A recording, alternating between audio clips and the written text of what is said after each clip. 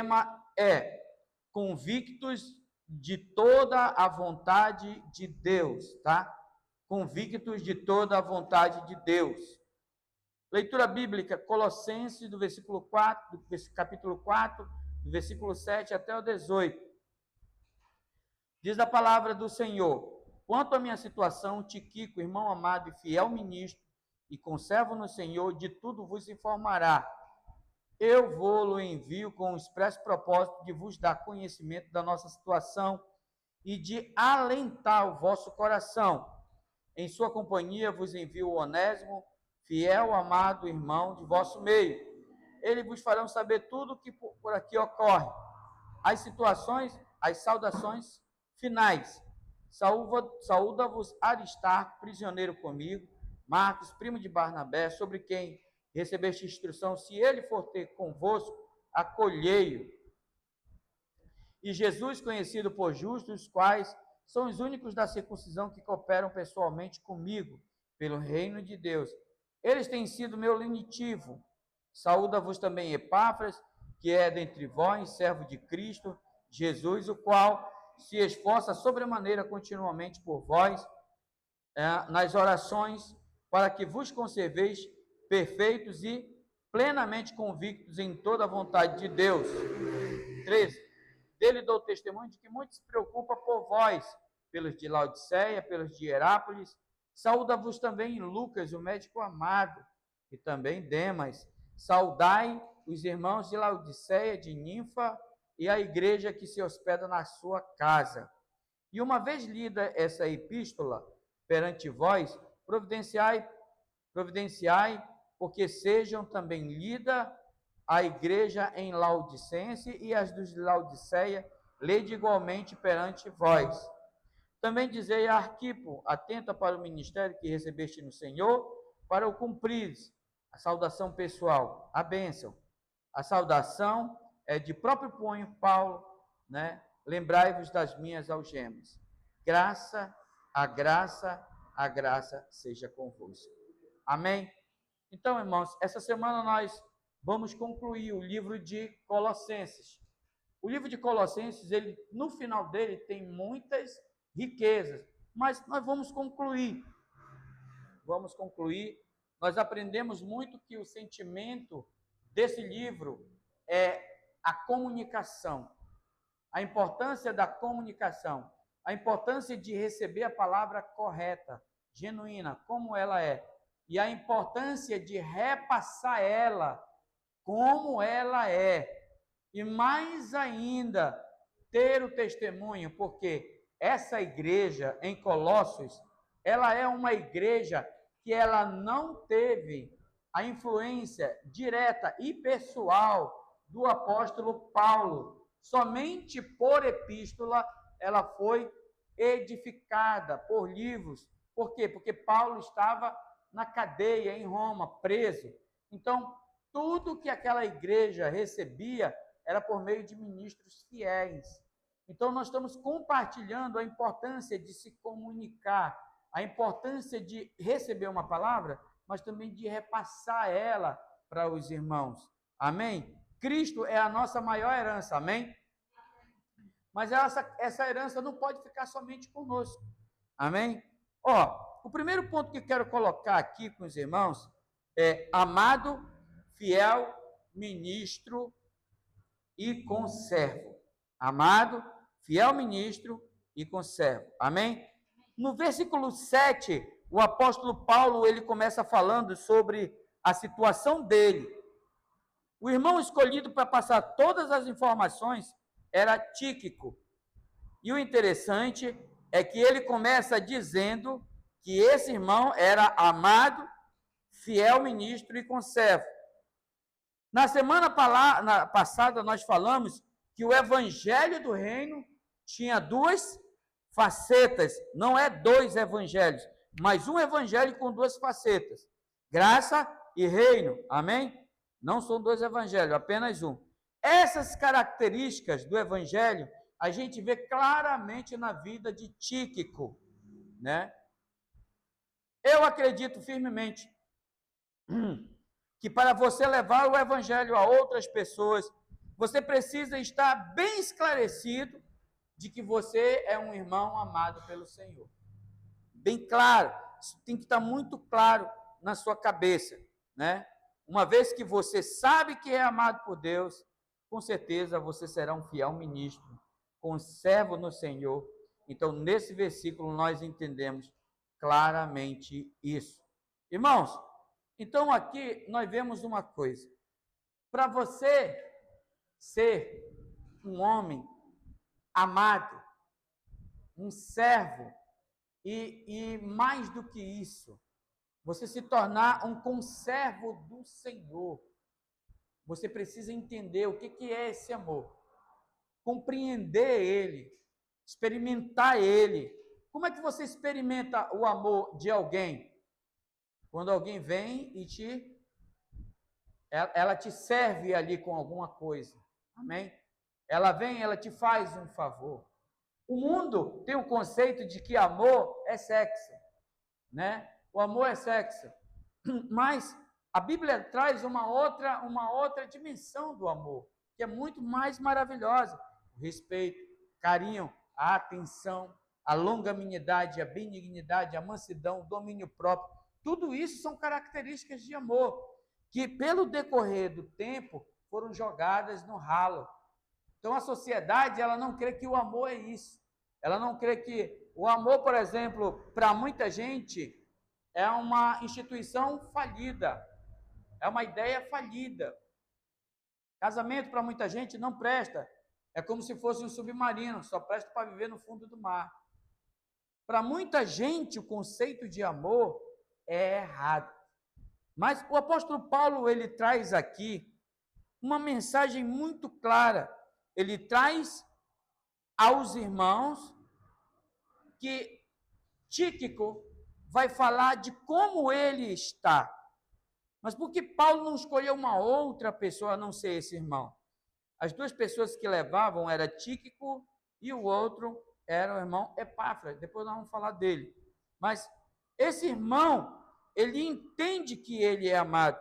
E agora, porque ele é amado, porque ele entende o quão grande amor Deus derramou sobre a vida do apóstolo Paulo, então ele se torna apto para servir na obra do Senhor. Uma vez que você tem o encargo pela obra de Deus, você tem encargo porque entendeu que é amado. Uma vez que você entende que é amado, você se torna o quê? Ministro. O que é um ministro? É uma autoridade sobre determinada palavra. Ele delega, ele direciona coisas a serem feitas. Então, assim, nós somos ministros. Nós delegamos que o Senhor venha te curar, que o Senhor venha te abençoar, que o Senhor venha prosperar a tua casa. Eu estou fazendo isso na postura de um ministro. Eu estou decretando. Se eu chego e abençoo a minha esposa, mesmo sendo minha esposa, eu também sou ministro. Então, eu delego, eu digo, meu filho, você é abençoado, minha filha, você é abençoado. Ou meu irmão, você é abençoado, minha filha, minha esposa, você é abençoada. Eu estou usando a função de ministro. Por que eu ministro, então, na vida da pessoa? Porque eu entendo que eu sou amado. Eu entendo que eu sou amado e eu sou abençoado, não pelo que eu faço. Eu sou amado antes da fundação do mundo. Então, eu não tenho problema nenhum na minha cabeça, eu não tenho problema no meu entendimento de que eu sou amado por Deus. Antes que houvesse vida, eu já estava nos planos de Deus. Amém? Então, eu passo a ser ministro quando eu libero uma palavra, eu estou ministrando uma palavra. Isso aqui é uma ministração. Amém? Isso daqui é um ensino. Amém? É um professor ensinando a igreja, mostrando para a igreja o caminho. Mas quando eu sou ministro quando eu começo um culto e quando eu termino um culto, eu quero orar por você. Aqui eu estou decretando a palavra de bênção. Não pense que são palavras jogadas ao ralo. São palavras que vai acontecer. Por quê? Porque eu entendo, eu tenho realeza, eu tenho um entendimento que eu sou um ministro de Deus. E por eu ser um ministro de Deus, é por isso que eu falo, meu irmão, você é abençoado. Entenda algo, você é abençoado. Mas depois que eu entendo que sou amado, sou ministro, eu também sou o quê? Conservo. A palavra já conservo, ela já te faz adentrar na era vindoura, no governo que há de vir. Mas a Bíblia fala que nós vamos reinar em vida, amém? Nós reinamos em vida, sim, nós reinamos em vida, mas não estamos ainda no reino. Reinamos em vida, mas não estamos ainda no nosso reino. O nosso reino ainda será manifesto, amém? Ainda virá, mas hoje eu reino em vida, amém? Então, quando eu reino em vida, é porque eu me tornei conservo. Quando eu vou visitar uma cela, eu estou servindo. Quando eu estou ministrando aqui a palavra de Deus, eu estou servindo. Amém? Quando eu estou orando pelo irmão, agora há pouco o irmão falou, pastor, eu lhe amo muito, ore por mim. Estou orando por você. Eu estou sendo o quê? Conservo. Eu estou servindo os filhos de Deus também. Vocês não estão compreendendo o que eu estou falando? Está bem claro o que eu estou falando aqui. E acredito que faz muito sentido o que eu estou falando. Então, nesse sentido, quando eu me torno conservo dos irmãos, eu entro na esfera do reino. É nesse ponto. Por quê? Porque a partir desse último capítulo, o apóstolo Paulo ele está falando diretamente sobre reino. Ele está falando sobre comprometimento com a obra de Deus. Ele está lembrando de irmãos que servem com ele dentro da cadeia. Então, é um outro aspecto de vida. Então, irmãos, entenda algo. Para levar a mensagem, você precisa entender algo. Primeiro, o quanto você é amado. Que você é amado, que não há problemas nisso. Segundo, você precisa compreender também que você se tornou ministro. Amém? Você é um ministro. Você foi chamado para ministrar. Nós temos 3 jovens aqui. Amém? Eles têm os pais deles. Eles estão sendo ministrados a palavra. Amém? Amém. Eles sabem que são amados por Deus. Amém? Amém. E quando eles entenderem isso, a partir do momento que ele chegar na casa dele, ele dizer assim, pai, mãe, eu abençoo vocês. Ele está sendo usado como um ministro, porque ele está dando para os outros o que ele tem recebido de Deus. Amém? Mas a partir do momento que ele passar a servir outros, pastor, quando é que isso acontece? No contexto da nossa igreja local e no Brasil, na Igreja Videira, nós lideramos células. Quando nós passamos a liderar células, eu posso dizer que você é um conservo. Eu posso dizer claramente, à luz da palavra de Deus, sem hesitar, que você está entrando na era vindoura. Você está entrando numa era onde quem trabalha, onde quem governa em vida as suas vontades, as suas emoções, vai reinar na era que há de vir. Entendeu? Então, existem facetas de amadurecimento. Segundo ponto que eu quero falar hoje, logo depois da palavra, eu vou compartilhar o boletim para os irmãos. De ladrão a fiel e amado irmão. Amém. A segunda pessoa que aparece nesse contexto é Onésimo. Amém? Onésimo é o segundo. Olha, irmãos, pelo que tudo indica, Onésimo, ele era um escravo grego. A igreja em Colossos, ela era uma igreja que não teve a presença de Paulo. Então, Epáfras era o pastor daquele local. Ele ia em Roma, pegava as instruções e voltava como um bom ministro, como um bom líder, por assim dizer. Dentro dessa igreja que Epáfras cuidava, existia um irmão chamado Filemon. O nome Filemon, em algumas traduções, significa aquele que ama o amoroso irmão. Uma pessoa que era muito paciente. Amém?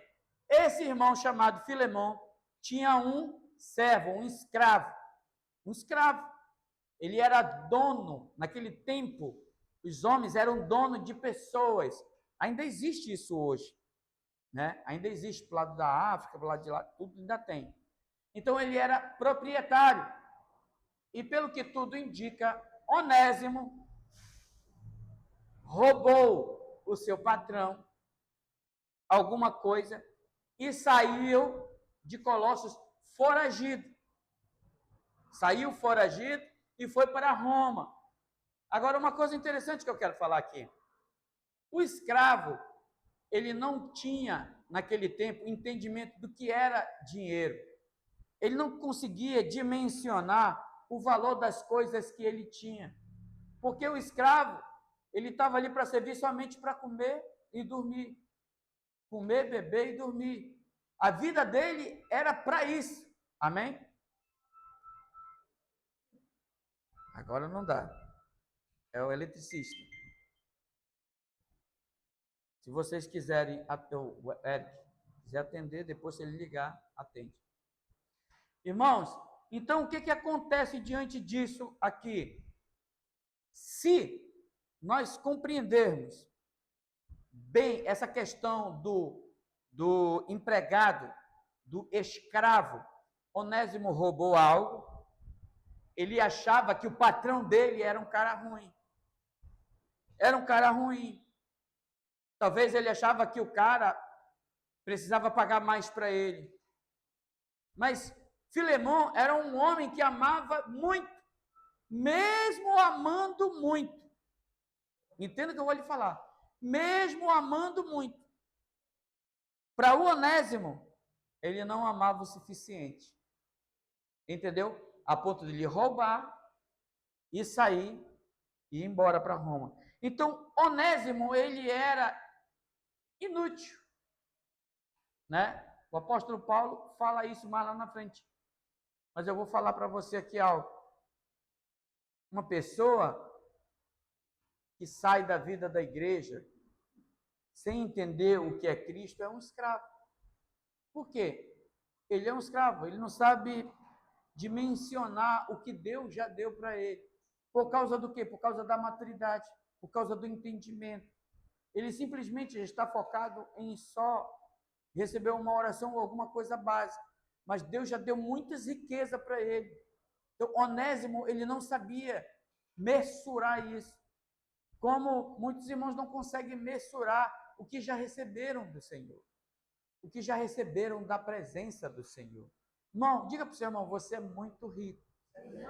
Se você tivesse entendimento, diga, se você tivesse entendimento absoluto de tudo que você é em Cristo Jesus, nunca mais você baixaria a cabeça para absolutamente nada. Amém? Então, o que falta para nós? Elucidação, luz, centelha de glória, né? Na linguagem moderna, insight. Está faltando o quê? Essa glória iluminar você. Buscar isso, para que você possa compreender qual é a boa, perfeita e agradável vontade de Deus na sua vida. Amém? Então ele vai para lá. Quando ele chega em Roma, imagine uma pessoa que tem 10 mil reais. E aí, de repente, ele sai lá do interior, vamos ver o interior aí, lá da Cucuia. Vila Socorro ainda tem informação. Vamos lá. Vamos pegar um interiorzinho lá do Rio Madeira, né? Eu acho que nem lá já está bem sofisticado. Uma pessoa que não sabe dimensionar o que ela recebeu, o dinheiro. Aí ela chega na cidade grande. Santarém ainda não é uma cidade grande. Ela tem um potencial muito grande. Aí ela chega em São Paulo, ela chega em Manaus, ela chega em Belém, ela chega em Goiânia. E aí ela chega com a mentalidade muito fraca. Qualquer ladrão esperto vai roubar ele. Entendeu? Vai enganar ele. Qualquer pessoa pode chegar lá e arrancar dele a grana. Vender uma coisa que não é, me lembro de um irmão amado. Não vou citar o nome dele, claro. Seu irmão amado, ele saiu, foi visitar São Paulo, e lá em São Paulo apresentaram um videogame para ele. Videogame maravilhoso, muito bom, tal, não sei, tal, mostraram PS, não sei o quê. Eu não sou desse mundo. Aí foi, botou na caixa tudo na vida e pagou. Quando chegou era pedra. Enganaram ele. Entendeu? Então o Onésimo, ele não tinha entendimento do que ele tinha. Logo, logo, o dinheiro dele acabou. A pessoa que não sabe administrar, ela logo perde tudo. Vê um exemplo bem claro da Bíblia também, outro ponto da Bíblia que é bem claro, sabe qual é? Do filho pródigo. O filho pródigo recebeu toda a sua herança. Nas primeiras esquinas da vida, entregou tudo para as prostitutas, para as meretrizes, para os lugares lá onde ele bebeu, curtiu, destruiu tudo, perdeu tudo que tinha.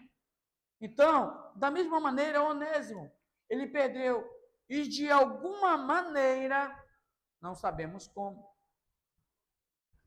o apóstolo Paulo foi encontrado por Onésimo. Talvez ele chegou num momento difícil da vida dele, de não ter mais nada, e ele ficou, acho que é aqui que Paulo mora. Ele mora por aqui. Ele deve ter um local. Minha grana acabou, meu dinheiro se findou.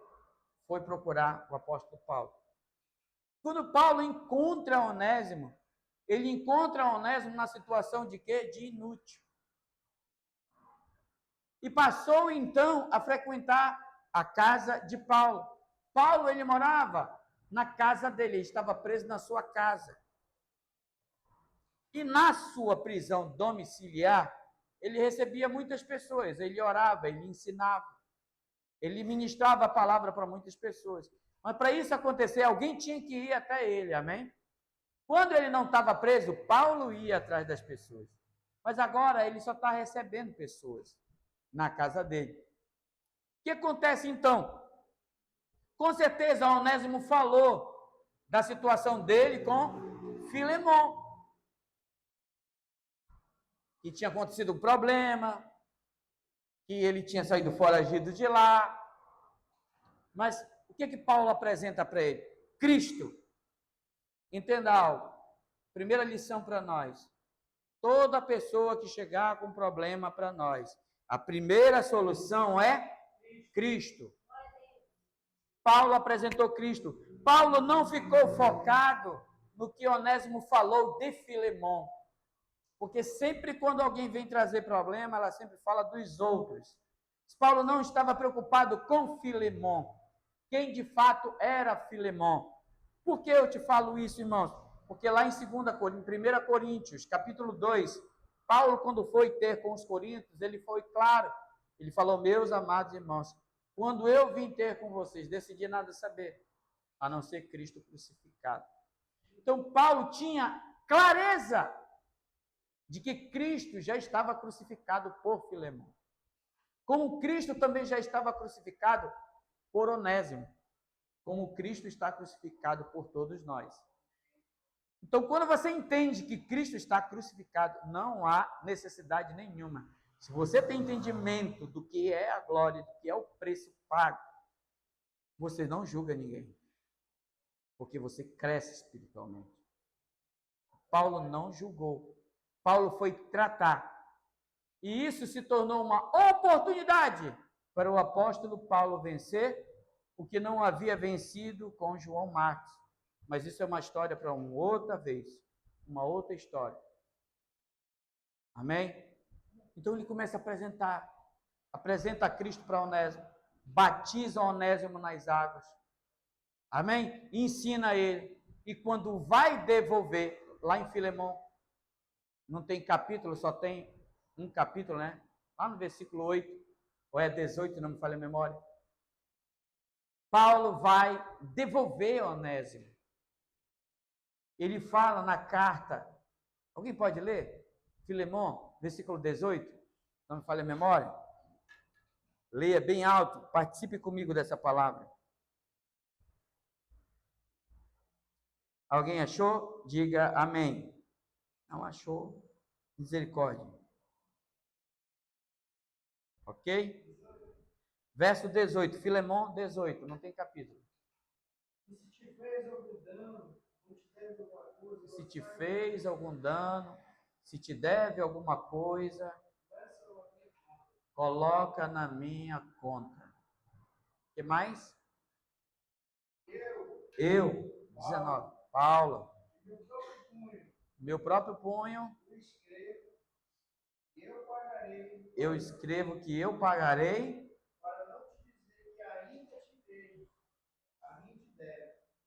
para o quê? Para não te dizer que ainda a ti mesmo, a mim te deves. Em outras palavras, eu vou ter com você, eu vou te pagar, para que depois você não diga que Onésimo te deve. Vamos aqui entender esse fato. Onésimo enganou seu patrão, amém? Contou a história. Tal fato é que Paulo diz: se ele te deve alguma coisa, coloca na minha conta. Por que Paulo fala se ele te deve alguma coisa? Porque Paulo espera de Filemão o quê? Um amadurecimento. Porque ele era filho da igreja. Filho da igreja. Se ele te deve, irmão, eu vou pagar. Porque eu estou vendo que nem você, nem ele estão tendo maturidade para resolver o problema. Eu pago. Paulo fala, eu acho que é Filipenses, que só o fato de haver demanda entre vós já é o quê? Já é motivo de queda. Amém? Aleluia por isso. Outra coisa, irmãos, que eu quero falar aqui para vocês. Quando o apóstolo Paulo, ele fala isso para os irmãos, quando ele entrega essa mensagem, ele está dizendo, antes, se você for ler o restante desse mesmo capítulo, antes, Onésimo te era inútil a ti e a mim. Ele era o que, irmãos? Inútil a você e para mim. Ele era inútil para nós dois. Mas hoje, eu quero que você receba ele como meu irmão, ou como a mim mesmo. Eu quero que você receba ele como se fosse a mim. Eu mesmo não queria abrir mão dele. Irmãos, olha para cá. Preste muita atenção no que eu vou falar aqui. Houve uma necessidade. Paulo fez de um irmão fraco um conservo. Aqui nós vamos tirar uma lição. Amém? Cada pai segura seu filho. Irmãos, olha só. Nós precisamos aprender a ter paciência. Precisamos a ter paciência com os irmãos. Precisamos aprender a amar mais. A gente não pode impor a mão na cabeça de alguém que ele já mudou da água para o vinho. O processo está na Bíblia, é claro. É de glória em glória. O processo está na Bíblia, é claro. Aquele que começou até o dia de Cristo vai completar. O processo é claro. O véu é retirado da vista a cada vez que você vive na vida da igreja. Paulo teve que ter essa paciência com Onésimo lá dentro da cadeia. A cadeia, muitas das vezes, pode ser o lugar que te limita a pregar. Porque Paulo ele estava limitado a pregar a palavra de Deus. Ele não podia mais sair, só se alguém fosse até ele. Muitas das vezes, nós nos tornamos prisioneiros, porque não temos mais uma visão boa, porque não temos mais oportunidade de anunciar a palavra, mas Deus vai enviar alguém para te ensinar a ter paciência que você não teve ao longo da sua caminhada.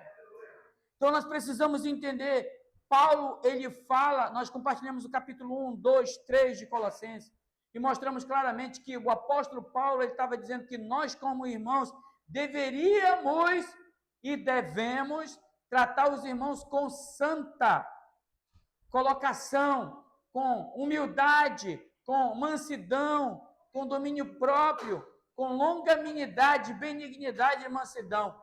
O apóstolo Paulo está falando claramente isso. Então, irmãos, você vai encontrar irmãos que gostam de você, mas ao mesmo tempo, você vai encontrar irmão que não vai com a sua cara. E você vai precisar ter paciência. Filemão, talvez, não teve paciência, apesar de ser um irmão amoroso. Ele não teve paciência, mas agora ele precisou aprender a ter. O fato é que fica uma lição para nós. Precisamos aprender a ter paciência com os irmãos das nossas células. Amém? Amém, irmãos? Amém. Tenha paciência com os irmãos que você convida. Tenha paciência com as pessoas que você vai levar a palavra. Tenha paciência. Ah, pastor, eu sou pavio curto. Ore, jejue, peça. Deus já te deu toda a riqueza. Você só vai ser uma pessoa do pavio longo quando muitos pavios curtos passarem pela tua vida. Você não é melhor do que ninguém. Você vai precisar passar pelo processo. Faz parte do pacote. Faz parte do pacote do crescimento espiritual. Amém? Amém, irmãos? Terceiro ponto que eu quero falar aqui hoje. Convictos de toda a vontade de Deus. Diga comigo, convicto de toda a vontade de Deus. Epáfras era um líder, fundador da igreja em Colossos. Ele era servo de Cristo Jesus. Ele se esforçava continuamente pelos irmãos nas orações. Ele era um cara que ele orava continuamente pelos irmãos. Irmão, vou falar uma coisa para vocês, irmão. Às vezes nós queremos que as pessoas mudem, mas nós não oramos por ela. Está observando o que eu estou falando? Anote isso na tábua do seu coração. Ah, eu queria tanto que aquele irmão mudasse, mas não ora por ele. Ah, eu queria que meu marido mudasse, mas não ora por ele.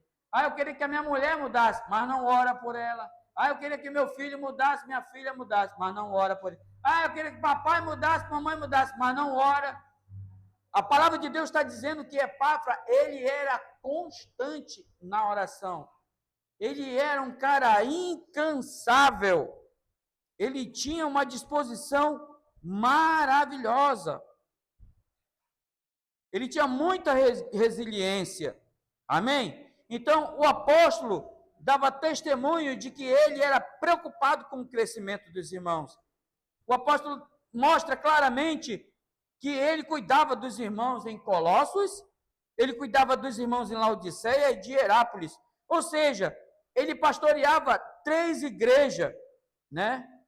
E o maior desejo que ele tinha para com os irmãos é que eles tivessem a convicção da vontade de Deus se realizada na vida deles. Irmão, vamos orar para Deus te dar convicção ao ponto que Deus quer te levar. Por que convicção? Efésios 4:11 diz que o Senhor preparou o quê? Pastores, profetas, apóstolos, evangelistas e mestres. Para quê? Para o aperfeiçoamento dos santos. Para quê? Para que eles não sejam o quê, irmãos? Enganados, levados por qualquer vento de doutrina. Tem irmãos que é levado por qualquer vento de doutrina. Fala uma coisa ali, ele já está seguindo. Fala outra coisa ali, ele já está seguindo. Fala uma outra situação ali. Daqui a pouco ele está vendendo sal. Daqui a pouco ele está benzendo a casa dele. Daqui a pouco ele está fazendo muito. Por quê? Porque ele é levado por um monte de vento de doutrina.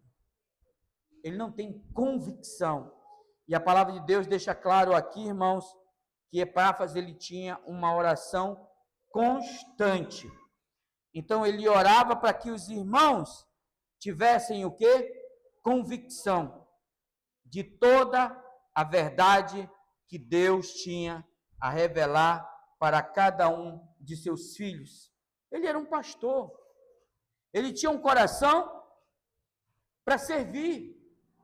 Pastoreava. Irmãos, olhe para cá. Preste atenção no que eu vou lhe falar. Epáfras orava. Epáfras tinha paciência. Aqui eu vou deixar. Os irmãos das células têm que orar também pelos seus líderes. Os líderes têm que tirar um dia da semana para jejuar pela célula. Amém. Jejuar. Hoje eu vou jejuar por esses irmãos. Por quê? Porque eu estou ministrando a palavra. Lá não é só um lugar para a gente comer e beber. Aleluia, vamos comer, vamos beber. Não. Tenha preocupação em levar a palavra genuína para essa pessoa. Ore por ela. Aquele irmão, você já parou para pensar? Às vezes você explica bastante a palavra para o irmão, mas ele não consegue entender. Isso é um ponto para você orar. E eu peço, Senhor, Senhor, conversa com o irmão fulano, o irmão Deltrano. Ele não entende, Senhor. Senhor, eu apresento agora, tira todo o embaraço da cabeça desse irmão. Tudo que impede ele de compreender a tua palavra.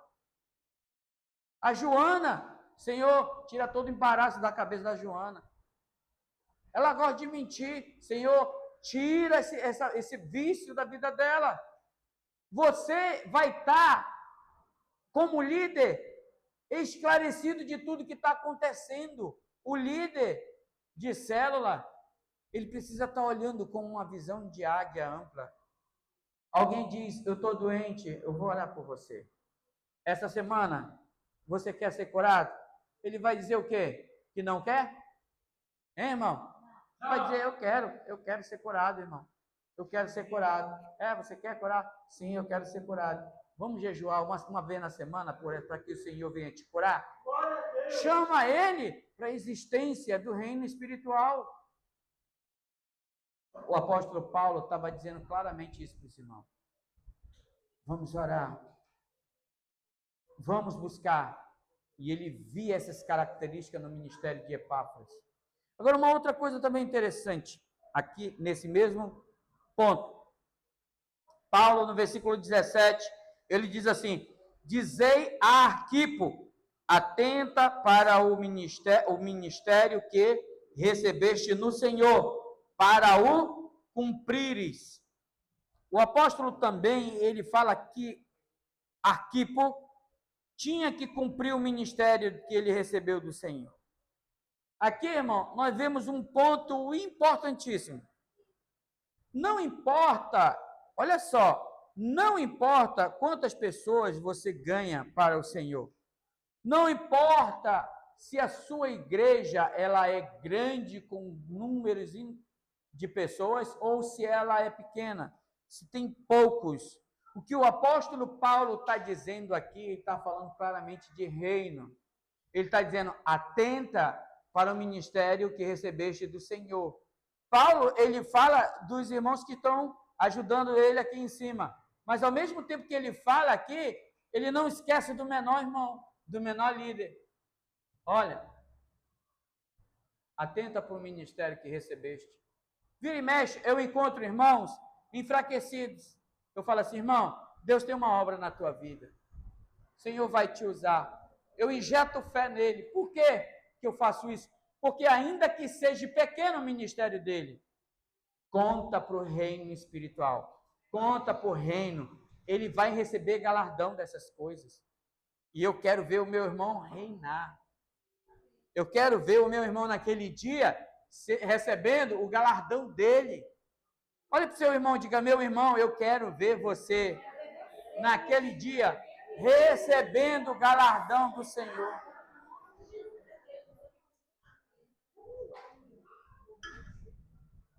Talvez alguém poderia dizer que o apóstolo Paulo aqui estava menosprezando esse irmão. Não, ele não estava.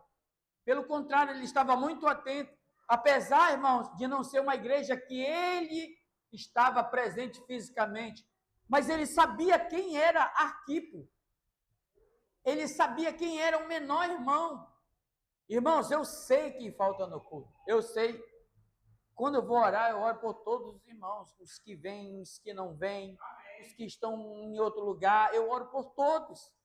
Como é ruim você ser um pastor e não saber o nome dos irmãos. Como é ruim você ser um líder em célula e não saber o nome dos irmãos. E outro, não chame os irmãos pelo apelido. Como é teu nome? Ah, o nome dele é Cael. Não, é Micael. É o Biel. Não, não é Biel, é Gabriel. Chame ele pelo nome.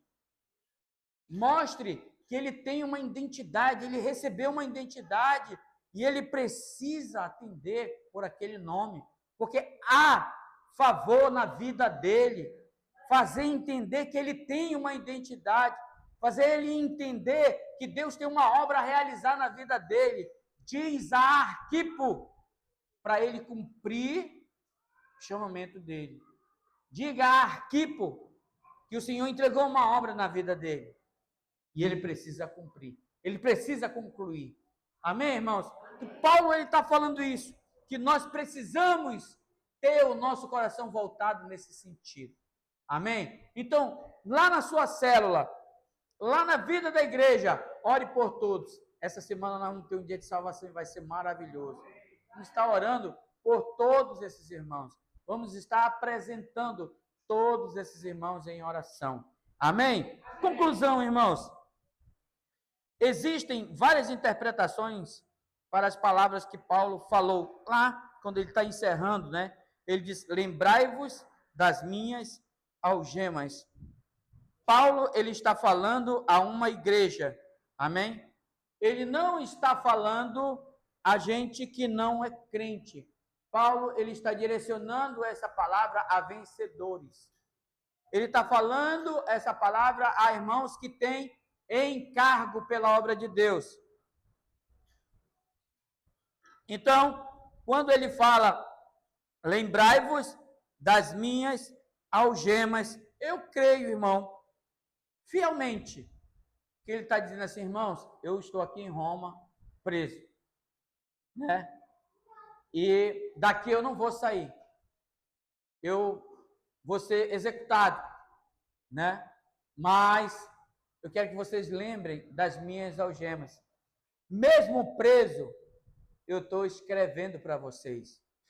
Mesmo preso, eu estou mandando uma carta para vocês. Eu estou preso, algemado, mas a palavra de Deus não está presa. Ela não está algemada. O que Paulo está dizendo? Você que está livre na igreja em Colossos, você que está livre na igreja em Antioquia, você que está livre na igreja em Santarém, lembrai-vos das minhas algemas. Pregue, porque você está livre. Eu estou preso, mas a palavra não pode estar presa. Ele está dizendo o quê? Que muitas das vezes a palavra de Deus está presa dentro de você. Ela está dentro de você e ela precisa ser anunciada para outras pessoas. Mas ela só vai sair se você tomar postura de liderar, tomar postura de convidar alguém para a sua célula, tomar postura de trazer um visitante para o culto, tomar postura de trazer alguém para o dia de salvação. Essa é a postura. Amém? Então Paulo está dizendo, eu estou dizendo para vocês, meu trabalho no Senhor não é vão, eu vou receber galardão.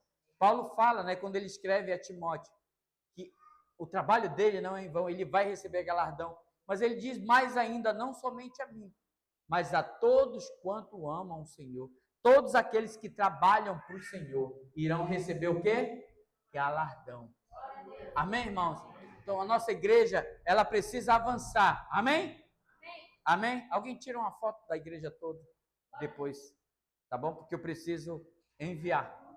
Então, irmãos, hoje, nós aqui como igreja, estamos deixando claro, precisamos entrar no nível de liderar. 2025, nós estamos o quê? Trabalhando para levantar a liderança. Graças a Deus, estamos crescendo. Amém? Estamos avançando. Amém? Eu fico maravilhado por isso. Fico muito maravilhado por isso. Por quê, irmãos? Porque é assim que a obra do Senhor avança. Então, meu coração não está preocupado em que tamanho estão as outras igrejas, mas o ministério que eu recebi do Senhor, eu estou aqui para cumprir ele. E eu quero chegar lá com aquilo que o Senhor me deu e dizer, Senhor, eu recebi isso. E está aqui isso. Eu negociei o que tu me deu. E está aqui, Senhor. E eu estou muito feliz por isso, Senhor. E tudo que eu fiz, eu não fiz porque eu era capaz. Eu fiz porque a tua graça operou na minha vida. A tua graça me deu força na coluna. A tua graça me levantou onde eu não podia me levantar. A tua graça me deu palavra em dias que eu não tinha o que pregar. A tua graça manifestou força no meu espírito quando eu nunca imaginei. A tua graça operou eficazmente em mim e produziu o quê? Fruto. Muitos filhos foram edificados. Essa é a nossa oração, querido. Essa é a nossa oração. E eu quero dizer mais ainda para você. Lembre-se que toda a capacidade que nós precisamos para fazer a obra de Deus vem do Senhor. Diga para o seu irmão, você é capaz. Porque Ele já colocou tudo que você precisa dentro de você. Se você recebe, dê um amém. Glória a Deus. Coloque de pé nessa hora e vamos orar.